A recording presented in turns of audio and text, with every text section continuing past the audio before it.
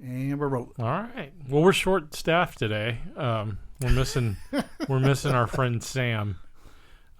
He's gonna be under the weather. Do we want to give the disease he's got? No, okay. No. Herpes. Sorry. Yeah.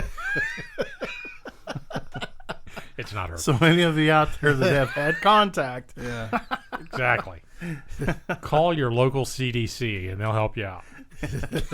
They'll completely diagnose you in another way, but at least you know you got something. Go get a shot, and they'll put you on like a well, they'll say you have COVID. A pill regimen. Even though it's herpes. They'll give you a pill regimen. Shit, you'll be squared away. No more having the drips. Exactly. Wait. Burns when I pee. Poor guy. He's going to kick our ass when he gets back here. Yeah, he'll like that. I know he'll be laughing at it. For sure. Who told? It's been an eventful week. There's been a lot going on, man. What have y'all done? What have you done this week, Graham? I know you found some new music that you were playing for us before we got started here. What was that guy's name again? The band? Dr. Feelgood. Yeah. Not the song, but the band. Yeah, right? the band Dr. Feelgood. Yeah, and the song title is Roxette. And so after we met for lunch last, what was it, Thursday? Yeah. So we were sitting there shooting the shit about everything we talk about, and I remember the topic of guitars popped up, and you made a comment about hey, do you work on your guitars, i.e. changing things out and stuff like that, and it got me thinking because I need my guitar teacher's been trying to introduce me to this new tuning because there was a song that I liked that this particular song was performed in. So anyway, so I don't have any guitars really right now that I actively play that are in standard tuning. They're all in alternate tunings. So anyway, so I had decided that, hey, maybe let's just go look and see what's available. Where can I start? And I wasn't trying to buy anything that was going to break the bank. So what did you get? We never did get to that. What did you buy? So I ended up, so at the store, I found nothing. And the things that I did find, I would have been spending more money than I wanted to. Mm-hmm. So I decided to leave. Well, in the process of doing all this is when I heard this song. So I'm walking around and, literally sometimes Guitar Center is a jukebox because you'll hear stuff that you don't normally hear. And they're not playing anything really that gets played on Top terrestrial 40 radio. Yeah, they're they go deep in the archives a lot of times. So you'll hear like some really rare shit. Well, that was that day. So I'm hearing this song, I take my freaking phone out and put Shazam on, and I read the results backwards. So I'm sitting there thinking it's the 80s band Roxette singing a song that's called Dr. Feelgood. And he's about to go find his members only jacket. So I'm listening to this thing and I'm like, when you listen to the song, you try to figure out that song title and how the fuck could even make sense with what you heard. And none of it made sense. So I'm trying to figure it out as I'm driving home. And then I finally get home, pull it up on my laptop, and lo and behold, it's not something like from like 1985, 86, or 87. It is from 1975. And the first thing I'm thinking in my head is, how the fuck have I never heard this band before? The year of cocaine and roller skates. It's a pub band. That's what's cool about them. So they were probably, because the one thing you said about Guitar Centers and the eclectic music you hear, you're not going to hear anything a DJ plays. No, you're pretty much going to hear what musicians like. Yeah, yes, you know, and you're going to hear actual instruments. Now, the one thing I will say is, sometimes when you hear these, when you hear projects where it's a collaboration between, I'll just say EDM. Okay. Do EDM guys and people who play instruments ever collaborate? Fuck sure. Yeah. No, all the time. They do it all the time.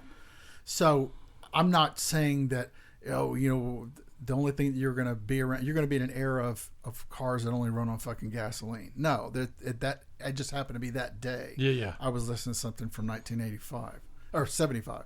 So anyway, I go home, see what the deal is, see the band. Well, I figured if I didn't see anything in Guitar Center, I'm like a big peruser of their online and I never buy anything new. Very rarely do I ever buy anything new. And I happened to run across this guitar, and now it's made by Stag, and Stag is usually like considered a beginner brand. So it's like Korean or some China or something and like that. And actually, I stopped paying attention to where instruments are made. I was just curious where it came from. And the reason why is because tooling has become so big, standardized. Yeah, it's way I don't universal. care where you fucking go. They've got up to date and modern tooling. So not to interrupt you, but something interesting that I found was I was watching a YouTube channel. What got us started on this is I was watching a guy say, "Look, go buy a guitar, learn to work on it. Exactly. Buy one of these brands, XYZ." He was naming some off. And he's like, they're all the same. The pots are the same. Right. The pickups were the same. It was interesting. Yeah. So that's kind of what got this conversation rolling. So it's all standard tooling now. Right. And when your comment about, doing this, I was like, okay, well, I've been looking for a guitar that I can keep in open E tuning all the time. And your little trick about the credit card and the radius on the bridge. Setting. So I was like, I knew about how to set setting the radius or setting the action of the guitar. Yeah. I just never have done that in the past. But since I've been playing more and more slide lately. Yeah. The guitar that I want to keep, that's like what I consider my primary, the action is set too low. Okay. Yeah. So you end up fretting on it when you're trying to slide. Yeah. Which is not what you want to do. So I ended up, long story short, I ended up buying this new guitar, sent you the picture, blah, blah, blah. Yeah. And I'm like fucking pumped that this. When's it get here? Do you have it? You don't have it yet, do you? I have not got it yet. It probably shows up, I don't know, like maybe Wednesday or Thursday. And my teacher, when he sees this, he'll shake his head, but he'll understand what happened. Yeah, he knows exactly. So I had to buy some ferrules for my. I've got that Firebird. I'm trying to. It's a shredder. Yeah. So I had 2 ferrules missing out of it when I bought that thing, and the guy just basically run the strings up over the wood. Yes. Okay. And that was annoying me. I don't think it was really affecting the tune or anything like that on those strings. I thought it might. It might affect the sustain of it. It probably does. Those strings probably sound different if I really listen to it. Yeah. So I bought some new ferrules on Amazon. So I've never had to install ferrules. That's going to be a new thing for me. But everything I've seen on it looks pretty straightforward. It's cool. It's obviously a through-string guitar. So yeah, which is really straightforward. Yeah, you guys, I bought a dust rag the other day. Yeah. Ken's like, what the are these guys talking about? I know, it's all I'm sorry, good. we did our little tangent there. We're letting Ken. Letting Ken get warmed up over there. He's like a motor this morning. No, it's all good. I'm at half chub when we talk about guitars. Well, and I hear you. It is. I'll tell you what. The beauty of a guitar, not only just the music, because music brings emotions that voice can't bring in many times, and like that Stag. I guess they, I was reading on them after you mentioned them. They started out in Japan, and then now they're owned by a Belgian company. Yeah, and so they're pretty much they're world renowned as far as, like you said, for beginners. But what I thought was interesting about the conversation was the contrast. Because, like yourself, I like to work on things. Mm-hmm. And so I have a mandolin that's just sitting around, and the hard part about that mandolin is keeping it in tune. Because the I imagine moisture moves that mandolin around. It does. The tuning part does. But so there's where the strings come down and come over the bridge. Mm-hmm. They're adjustable bridges. Right. Because depending on how fast you want your action on them. But also, too, that it hums. Okay. So I was searching. It hums. It has a hum, so the strings resonate on this metal plate. Yes. So I went to the University of YouTube and found a guy that repairs mandolins. Yeah. And he basically said it's really kind of a highly technical technique. He goes, you just pop this off, and this thing pops off, and he goes to a vise, he puts in the vise and bends it, and it puts it back on. He goes, that's about as high tech as this is going to get. It's like working on one of those Russian cars, what they call them, the Urals or whatever. Yeah. So he puts it on, and he goes, problem solved. It starts running. Right. So he goes around, and he like I don't have a whole lot of money in this mandolin because mandolins can get quite expensive. Oh hell yeah, they can. And so I wanted to be sure that I was going to stick with it. So now I'm on the hunt for the tuners that go on there, and he shows how to do this without messing up. So like the machine heads? The machine heads. Yeah. Because what happens with them is once you tighten them down, so the pegs face up. Okay. Or actually, they face down. They face down. And okay. so when you're tuning, they tend to want to back off a little bit when you're playing, especially when you're moving up and down. So anyway, I'm trying to find something to tighten it up. But long story short, I've kind of jumped on that where I'm going to find an older one now. And start working on it? Start working on it. Yeah, because one of y'all sent me a thing on a violin the other day. I did. I found you a violin because you were talking about that. That's a quarter scale. Yeah. It's a quarter scale, and I was looking at that, and I was like, huh. It was like $70. I thought that was a heck of a deal and for a violin. And Fishburne's local. Yeah. Yeah, Fishburne's just right down the road. Right. So I've been looking at those, and I don't know. I've kind of I have a concert guitar, a gut string guitar. Yeah. Well, actually, it's nylon, and I have a really nice Fender. I call those songwriter guitars. Yeah, pretty much. Yeah, and it's very mellow. It's got a really deep mellow sound to it. I love my gut string. And my Fender sounds a lot. Believe it or not, I've had guys that play Martins that like the Fender. Really? And I go, wow, this. I mean, I wouldn't trade my Martin for your Fender, but I really like the way your Fender sounds. And so it's a really nice acoustic guitar. I just don't. And this is going to sound weird. I just don't spend enough time on. Your hands get weak. I mean, I'm just now getting back into it from being a kid. I mean, I think I had my last guitar when I was 26, 27, and I'd gotten rid of them all. I started having kids, and the last guitar I had was before what I've bought now, the last guitar I had was a Steve Vai. I remember you brought one up to work one day. It was like sitting in your chair. Yeah, that's funny. That guy. There was a guy that wanted to borrow $100 for like a week, and he's like, "I'll leave my guitar here." Oh, that was a Les Paul. That was a Les Paul. That was a nice Les Paul, actually. Okay. And the dumbass left it sitting in my chair, and somebody came in and slammed the door, and it fell and broke the oh, shit. broke the nut off the machine head. I'm like, dude, I told you not to leave this here. I told you take the $100. I know you're good for it. And he was all dejected. But no, I had a Steve Vai, Ibanez. I'm trying to think. The Jim? Yeah, it might have been. The monkey grip on it? Yes. Oh, wow. Okay, yeah. So I had that guitar, and I loved that guitar, and my son knocked it over when he was like 4 and broke the neck at the axe, and I was like, oh. I did the whole Napoleon Dynamite. Oh. Yeah. Gosh. Yeah. Yeah. So that was the last one. And then recently, like I said, I've been on this. I've got 2, and I've got the P bass, and so I'm starting to collect again. Yeah. I'm looking for a Les Paul next. I know it's very cliche, but I just like them. I like the way they play. I like the way they sound, and I want one. So are you talking about? I'll do an Epiphone probably. I won't do a real Les Paul. I'll get an Epiphone because I don't give a crap about piping and all that stuff on it and making it look. Yeah. I don't need that deep finish. I'm just a player. I'm buying a player. I had a guy tell me one time to that point. He says, just pick up a guitar and play it. Mm-hmm. And if it's playable and it has a sound, don't worry about whose name is on it. I don't. I really don't. I mean, if I could find a Les Paul that wasn't even Epiphone, and I liked it and it played well, or I knew I could pull if it was standard, I could pull the pickups out. I'd get that. I'm not afraid of it. All the groups that I'm in with, particularly with like Facebook, I like their mantra. There is, if you like it, then fucking play it. Yeah, exactly. Who gives a shit? You got guitar snobs out there though, but nobody. I think that's becoming a fewer and far between crowd. I think they're kind very of transparent.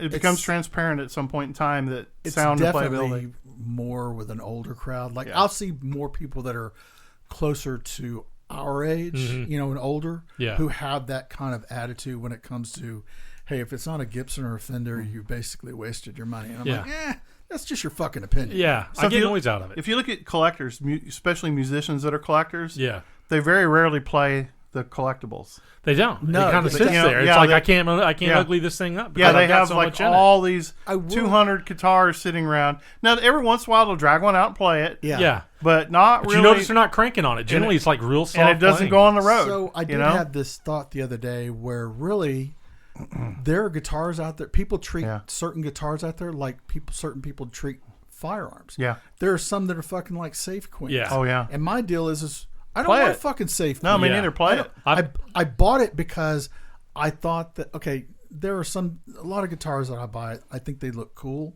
but I never bought them to strictly sit in a corner somewhere and just look cool. Yeah. That's never. Yeah, my Firebird's got a big nick. I bought it that way. My Firebird's got a big nick. I didn't care. I was like, dude, I'll probably do that to it. So yeah, I think you have to play them. I mean, they're meant to be played. I think when things just sit up, they just kind of, they deteriorate. Yeah, really, I think a guitar is built to have vibration going through it. It's meant to have tones. Yeah, coursing through it, man. The wood, when you start looking at wood cracking and stuff like that, I really think that, look at Willie Nelson's old guitar. Trigger. Yeah. Jeez, is that thing? Well, so here's how I kind of look, particularly in today's climate, where, okay, so when I'm not playing guitar or researching anything that has anything to do with guitars or music or whatever, you're looking to see what's going on in the world. And for me, playing the guitar or listening to music is a nice distraction from all the other fucking bullshit. It's great escapism because I'm off in my own world at that point. And I suck. I'm just going to tell you straight up. I am a sucky guitarist.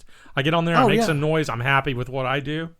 But everybody sucked at one time. Yeah. I've continued to suck for 20-something years. I just hadn't put okay with that. And it's highly perishable, too, because where I was at one time, I'm nowhere near now. And I'm constantly amazed with musicians that have catalogs of music in their brain and can literally pull them out. Yeah. We were sitting there, we were watching Jason Eady live not too long ago in Tomball. And he's a great singer-songwriter. He's a pretty good guitar player. And we were sitting there, and he does requests. And somebody requested one of these early songs. And he was like, oh, man, and he's trying to...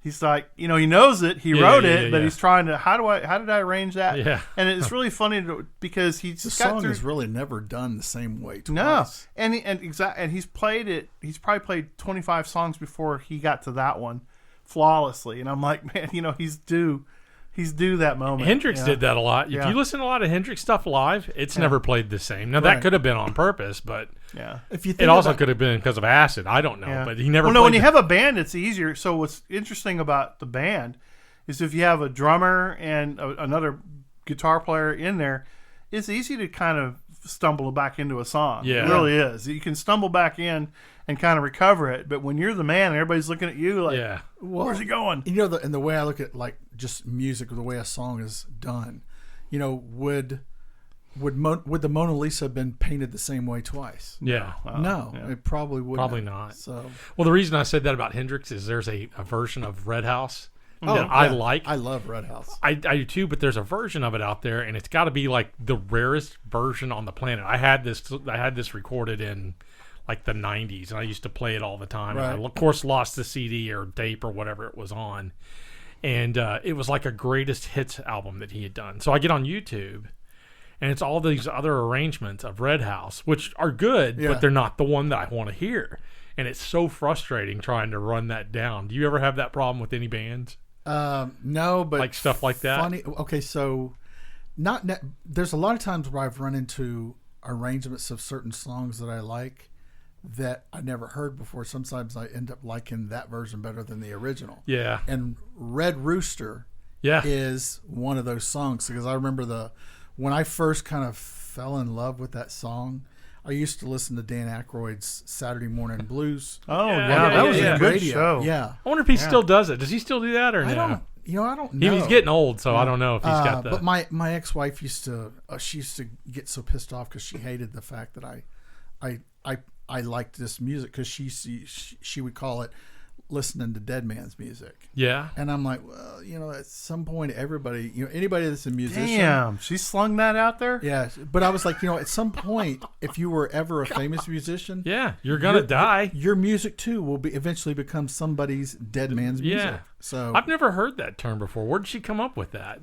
Well, that's cold. That's cold, man. That's Stevie Ray Vaughan. Yeah. So so I went to school with her. I went to school with her brothers. Yeah. And so when we were still in the dating phase, her brothers used to buy like old clothes from like Goodwill. Yeah. Salvation Army, whatever.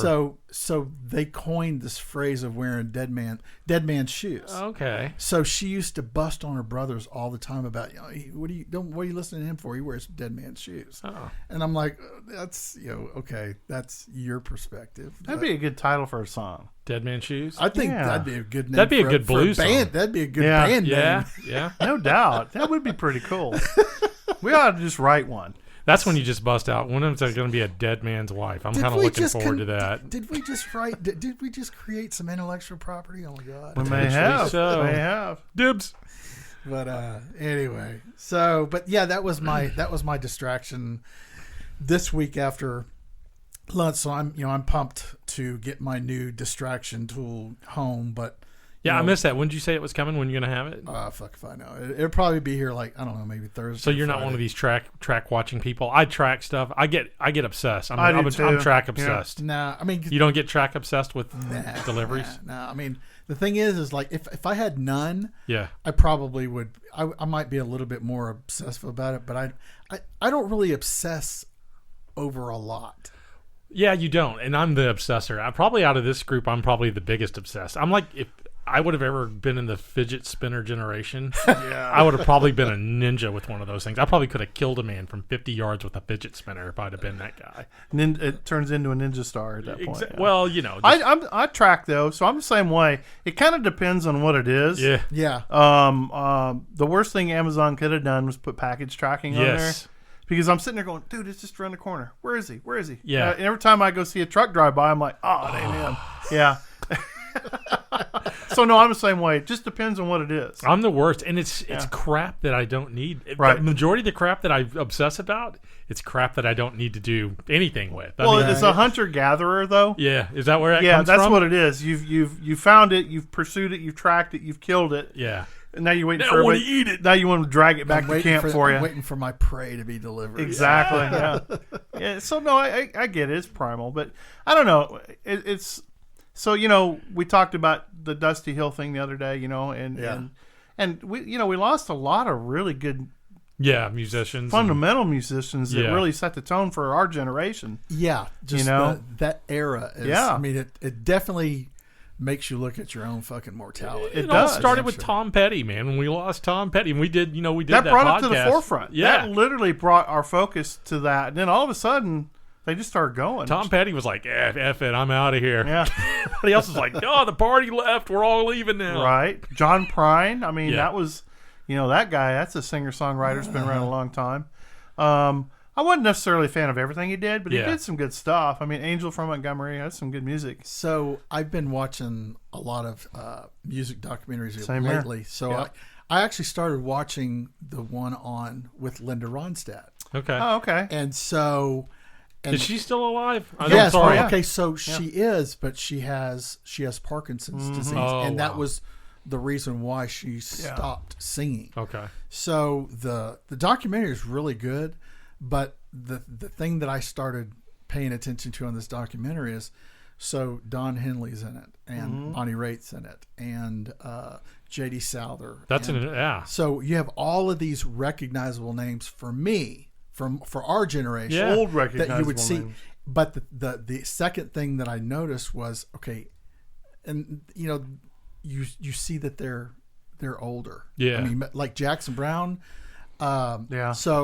So I start thinking, okay, at some point, these guys are going to go. Well, think about Bonnie Raitt. She's been around. I mean, she was in her 40s in like the 80s when she started really kind of hitting her stride, when she started breaking into the top 40 and stuff like that. Yeah, when she was 40 and 45 then, I think. The early 40s. I know she was in her early 40s. Like when, let's see, like 88, 89, 90.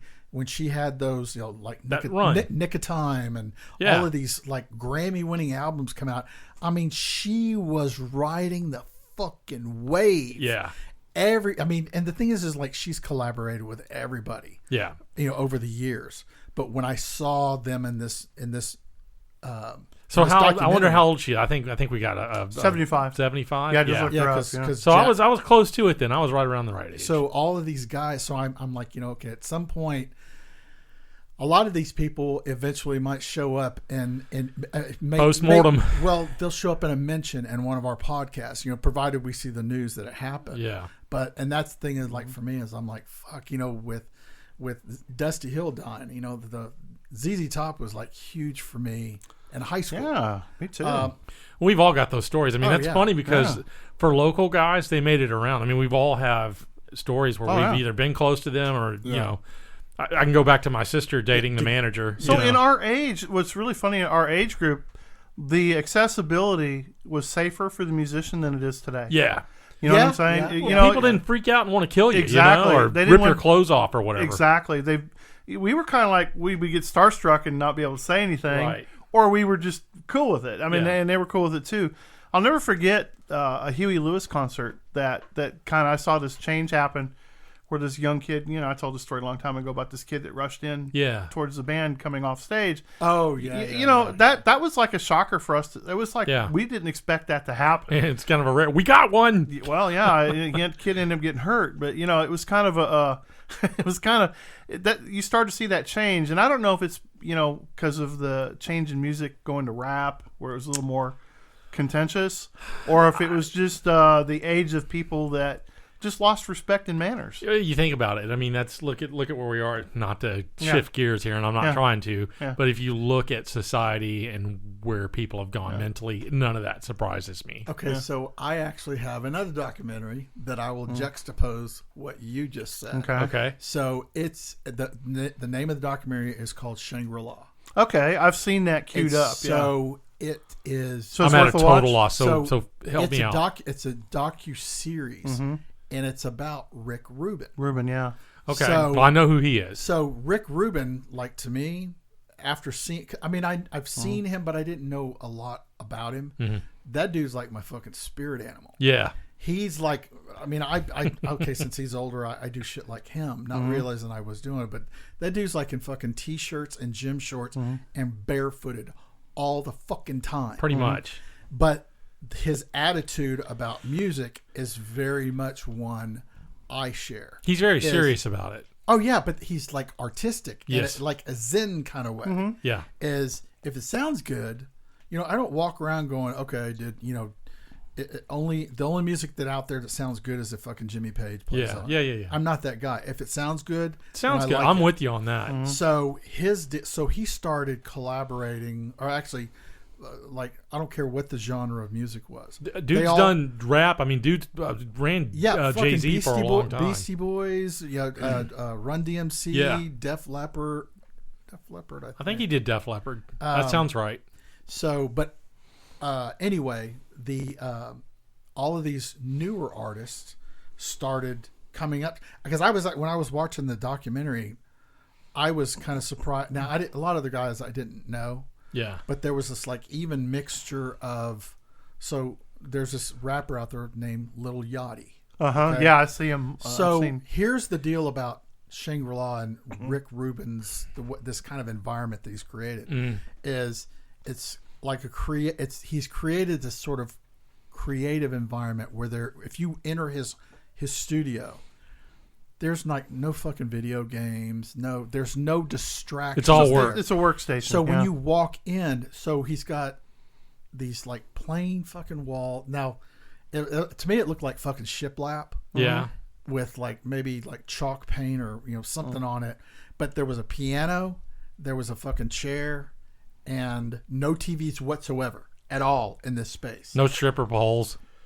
No, it's you are strictly here. Motley Crue would have been very disappointed with this. You are here with studio. to create. Yeah, and, so when some of these guys started coming in, so I got introduced to a lot of like new and up and coming artists, but I wasn't hearing like their final product.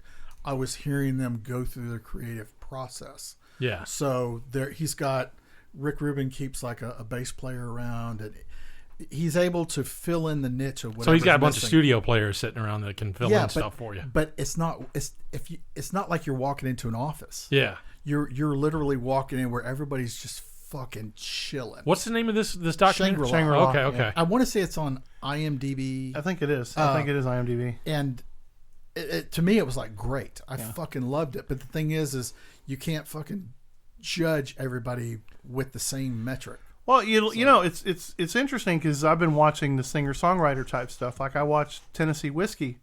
It was about Dean Dillon. Oh yeah. And so the reason why I can relate to that is because I saw George Strait before George Strait was famous. I actually took pictures. I was contracted to take photographs at the Crystal Chandelier of that band when they were playing there. Yeah. So I have a closet full of George Strait pictures that we took over there, and Dean Dillon was there. And so Dean Dillon, was a singer, but he was a better songwriter. Right. And man, I didn't realize how many people these songwriters literally touch. Yeah. It was just amazing. And, so I rolled through the Tennessee Whiskey and I rolled into the Alan Jackson one. And I didn't realize how prolific of a songwriter he was. I mean, they put him in the Hall of Fame, the Songwriters Hall of Fame, up there with John Lennon, Paul McCartney. This is Alan Jackson. Alan Jackson. Okay. He's written more number one hits in that genre, and even into pop. And he's a purist. He's a country music purist. It's amazing. It's rare to find a guy that can really write lot of different content and then sing and perform it. Yeah. You know what I mean? Yeah. It seems like it's always one or the other. You're correct. Yes. Dean made that point with George Strait. Yeah. Because, he's written most of George Strait's number one songs. Yeah. Because John Hyatt's the same way. Yeah, exactly. And so, Hyatt's a huge songwriter. He sits there and he says, I gave this recording thing a shot at it. And George just takes the number one. He goes, I think I could just make a living off writing songs. And it's funny because guys like Billy Joe Shaver, Blaze Foley, those type guys that are like, they're soulful life experience songwriters. They're uninhibited, dude. They can literally sit and pen a tune about sitting there looking at a cup of coffee in a restaurant. And it all comes to them. It all folds out of that one piece. And you feel like you've met everybody in the restaurant. Yeah. You can smell the restaurant. You can see the colors. Right. And that, to me, is what I look for in music. Yeah. I'm like... looking for the story. You're looking for what is... And not necessarily the flash and all the glitter that goes with it. Because I kind of like acoustic covers when artists will do an acoustic cover of their own song. Yeah. And where it's more of a subtle storytelling session. Because of the emotions that you live through. So it's funny you mentioned that. It seems like music has come to where more of now it's just a hook. I want a one-line hook. Yeah. WAP. Yeah. Well, that's the whole hook to that. Didn't we talk about that last time? We kind of did. We kind of touched on it. We didn't really go into the where depth DJs aren't really finding music. They're programmed. Programmed. Like, very formulaic. Yeah. But I miss the storytelling of music. That's funny. Too. You know what I mean? It's like when you got to the end of that song, it told you a story from point A to point B. Yeah. Whereas you don't really get that now. And they took you along for the ride. That's the best part. Emotional. I mean, they evoke emotions that you can't express. That was the point. That was the point of listening to a song. Yeah. Like a breakup song or something like that. Yeah. It's because they told their story from A to B. What was that I'm not going to start crying, okay? What was that movie? Or I forget what it was, but it was that All Out of Love by Air Supply. Yes. Oh my God. That was a story that I didn't want to tell. Every breakup in movies, it seemed like every breakup, the Air Supply must have made millions of dollars off of that royalty. Yeah. Because it was All Out of Love was always the song they played. And I'm like, true. Oh my God. I hated that song.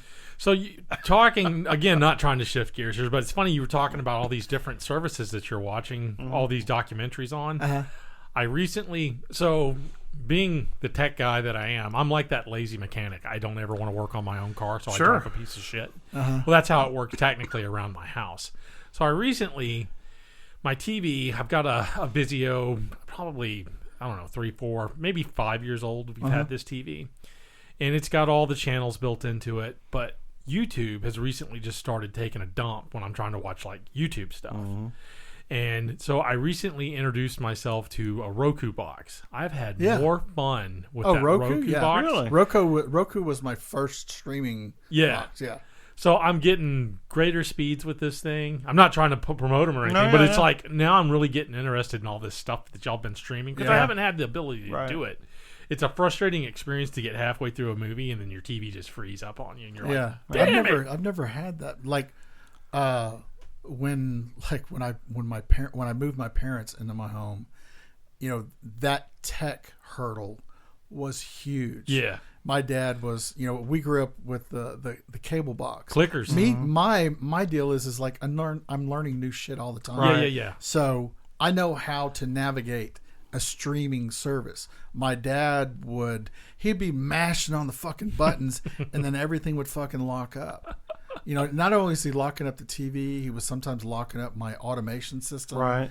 And I was like, I had to fucking dumb down my house because my dad was fucking my shit up. So I knew about the Roku stuff. My mom's had a Roku box for 2 years now. My mom's 80, so she's way ahead of the curve on me, right? But she was constantly losing signal. It's not optimal at her house, so I'm always working on this thing. And I'd go over there. I'm like, this is interesting because her YouTube looks different than my YouTube on TV. Yes. So I've because broke my shit down. will vary from TV to TV. Yes, and that's what I'm experiencing. So I'm glad that I finally broke down, and now I'm seeing all these channels that you guys talk about that I don't have, and it's like, so now I've got the wife spun up about it. I showed her big thing was we've still got cable, which I hate. I hate that bill. Yeah. Oh yeah, you and me. Yeah. So my wife got my wife's been the big anchor on this thing. She's been like, I can't watch the Game Show Network. I can't watch, what is that show she's always watching? With Olivia and Benson, the Special Crimes Victim, so Special Victims Unit. Oh, SVU. Yeah, SVU. God, that thing. Special I bet I've Victims? seen every one of those Special Victims Unit. I bet I've watched every one of those 4 times, and it's all her fault. Yeah. So anyway, we're flipping through Roku, and I'm showing her. I'm like, look, this is where you can watch this stuff. Let's dump this cable crap. Right. So I'm getting motivated. I think I'm finally going to be able to dive into a lot of the content that I get to miss out on when y'all are talking about it here. Now, one thing that I don't know if you've done this. So when I got my Roku, I remember it was either Roku or Fire. Yeah, so yeah. Because Roku was like on one TV and I did Fire on another. Because at some point I start comparing and contrasting the systems. Yeah. So Fire TV, I'm actually pretty goddamn happy with. Yeah. But so one of the systems, I don't remember which, because they all have search bars. Yeah. So one day I happened to type in like I don't know, guitar lesson or whatever. Yeah. Just to see what would come. Or actually, I think I probably just typed in guitar. Yeah. And then I started seeing all these like underlying things that had guitar in the description. Yeah. That it exposed me to. One of the things was there were these certain access points in the system that you could, like, if you wanted to learn how to play guitar, you could go right to it, and you could actually take guitar lessons right from your fucking TV. That's pretty sweet. And then you just having access to streaming YouTube that looks good and I can see has made a huge difference in what I can watch. 40-inch screen? Are you fucking kidding me? Yeah, I can see what I'm doing then. Yeah.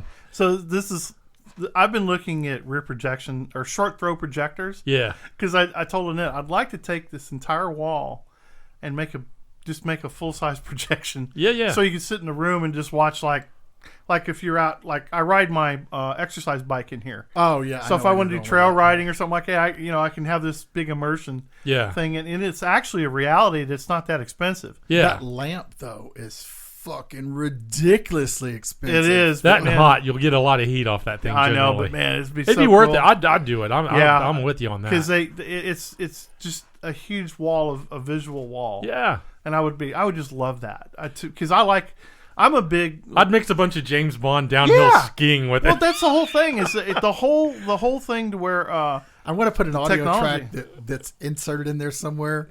That's like, hey, buddy, can you spare $1? Yeah, the entire time you're fucking riding, right? Make you ride faster. I got to get away from this mother. Have a bear chasing you. So it makes you pedal faster. It makes you pedal faster, and if you start slowing down, the voice starts getting louder. Yeah, or you have bears or coyotes chasing you. I just want $1 for a sandwich. I watch a lot of hiking videos. A lot of guys that do the AT and all that.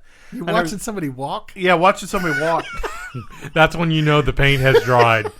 It's a lot of fun though because the scenery is incredible, right? Yeah, yeah. And so this guy, I get why you're watching. We just had to make fun of you. Oh no, I get it because Annette's the same way. She's like, really? You watching the guy walk through the woods? Yeah, I am. I'm just watching because I feel like I can. But I'm listening to John Denver in the background. I'm watching his boots. I can participate without sweating. Participating, yes, without sweating. I like that. So the guy's sitting there and he's at the stream and he sets his backpack down and he's getting ready to make a cup of coffee and this bear comes out of the woods and just grabs his backpack and takes off. Dude, I'd watch that. Yeah, I was like, and I was waiting for the comeback. I was, that's all he grabbed. Yeah, exactly. I was like, and you can hear, bring back my backpack, and I'm thinking, no, take it, go that way. But I'm surprised you can hear in the background, hey, boo boo. Exactly. Or he brings it back. Oh, there's nothing in here. Yeah. Where am I, Jellystone? But I just, for me, I like to see stuff like that on a big screen. Yeah, yeah. I mean, I would, if I had the money, I'd love to have like a what is that, IMAX in the house? Yeah. Oh, I'd love to have just an entire 12-foot by 8-foot movie screen in my house. So that's something else technically that I've got here spun up lately in my brain that I want to do. I don't know what got me on this trip, but I'm wanting to build a race sim. I know we've kind of talked about that before. What? So I'm all over that. Yeah. So when I go to do that, I'll call you, and we'll get together on this. And Graham can sideline this and make fun of it. See, I was that way with Flight Sim. So this little closet out I'll be here. your bum asking for $1. Yeah, hey, buddy. Man, I'll tell you what, Flight Sim has gotten really good, though. They have. It's amazing. And so you don't look like you're trying very hard. That pedaling's kind of slow. The VR has really caught up to it. They have, and I'm torn between doing big screens and doing wraparound with big screens or doing a VR goggle thing. Right. Because I was watching one. I don't know what the guy had into it. Goggles are badass. They really are. This dude was driving a car, and he would look down, and he could see the shifter, and he would see the shifter in the real car, or the simulated car, but the one he was in. Oh yeah. So he would look around. You could see different sections of the track. I mean, it was really. I got fired up. About 5-6 years ago. We went to Mall of Americas when my nephew got married, and they have Air Ace is a huge simulator. You're in a 360-degree dome. Yeah. So it's immersion. Yeah, it's immersion, and you're in an F-16 cockpit, and it's projection all around you. And I was like, "Oh, dude, I'm all." So I said, "How much for an hour?" Yeah. And he said, $100. I said, "How much for 2?" I'll do it for $150. Nice. So I gave him $150, and I went through flight school, and I flew. I wanted one. That's what started that whole kick about making this a flight sim in this closet here. Because I was like, "So you're gonna make a cockpit too?" Big time, dude. You get in it, you climb in it, and it's just like. Now the cockpit virtually closes, but it's open, and you have your headset on, all your controls are there, and you can go through startup. You can go through like what they call a fast startup. Or you can go through a for real how you start an F-18. So I did the 20-minute flight school. Went through the 20-minute flight school. I know, right? School. It's basically how to run the sim, right, and what to look for in the sim. The 9/11 bombers. That was about pretty much. I kind of felt that way. Here? I kind of felt that way. I couldn't avoid that. No, that's a good one. So I got to start out at Nellis. To land. So I took off at Nellis, and I was flying the Vegas Strip, and he says, "Hey, you want to go to Hawaii?" And I go, "Sure." So, they kind of fast forward you to Hawaii, and I was flying over Pearl Harbor and stuff like that. And I'll tell you what, I would have stayed in there all day. Yeah. It was because you had chatter, so you had control. Literally, the shop was set up where the control tower was up high, and there were 5 other sims flying with me. Yeah. And so it was pretty cool. Yeah. But it was one of those things to where technology is caught up now. Yeah. Through DCS, the Digital Combat Simulator. And it's funny because that's all run by the Russians. Yeah, that's true. That's who came up with all this stuff. So you got those guys tracking your progress. So what's really funny about that is that the military will not let pilots fly on it. Really? So they don't want to learn. They don't want to watch the maneuvers. They don't want to learn tactics. Yeah. Because what they do is, so they have a Raptor. They have an F-22 Raptor on there, and so everything's classified. So the Russians have come up with, well, this missile will launch at 70 miles. Yeah. Well, they don't want any pilot flying tactics that would verify how we got to within 70 miles. Exactly, or any of those things. So it's all amateur. It's all amateur keyboard pilots, basically. Gotcha. And but they do when you go into the profiles, it's very detailed on how, like, the F-14 flies. It's not a kid's game in the sense of the learning curve. But it's fun. Anyway, we got way off of that. But it's really the racing simulators with the motion seats now. That's what I've been looking at. I've been looking at the motion seat with the VR goggles. Is that like, are they seats that respond to like? Yeah. Okay. Yeah. So there's a guy. The only thing you really can't simulate is G-force now. That's pretty much it. Right. You can simulate embankment, all that stuff. Yeah. There's a guy named Jeff Favignano you need to watch. Okay. He's on YouTube, and so his whole entire living, he quit working for the airlines, and he just reviews video games. Mm-hmm. So he has like American Trucker. So he does 18-wheelers all across the world, and he does airplanes, like Microsoft Flight Sim. Yeah. And they have some really cool race ones where there's like 5 guys get together. It's like a demolition derby track. Sweet. And they all have motion detection, and they use IR track. That'd be great to climb in like a $60 million Mercedes and just start wailing on people. So they have Snow Runner, so everything's off-road 4-wheel drive where you run like parts out to an oil well, and you get points, and you upgrade your vehicles. Okay. But they all use motion detection or motion seats. Yeah. And they all have very nice. So they get sponsorships basically. They do these videos, and these guys send them all this gear to review. Yeah, and they make a living. This guy makes like $300,000 a year. So it was like, well, you're at the end of the game, you get this fucking job offer for some company. Yeah, that's monitoring your drive. Oh, they flew him to Europe to fly. This is before COVID. To fly a jet sim or a plane simulator and evaluate it as far as user. How realistic and all that was. Because he has the pilot's license as well. Yeah. And this is a bubble. You walk in this room and there's a giant ball. Yeah. And you crawl inside this ball, and it's literally a total immersion flight sim. And you were talking about G-force. That's how our in the Army. That's our rollover. Basically, stuff. That's how they do that. And it's the same thing. It's on tracks, right? And it's like a ball. And the way they simulate it is by the incline, taking you up and back. Yeah. And so it was pretty cool to see him review that stuff. They can get pretty close. We did, and this was probably 15 years ago. We went out to NASA, and they've got a deal that you climb in. It's a sim, and it's a roller coaster sim. And now this thing's up on, it's 12 feet in the air, and it can almost go completely vertical or completely either upside down close to. It's back over 90 degrees. So is it simulating flight? It's simulating a roller coaster. Like you do loops and stuff like that. And it really comes close to simulating that.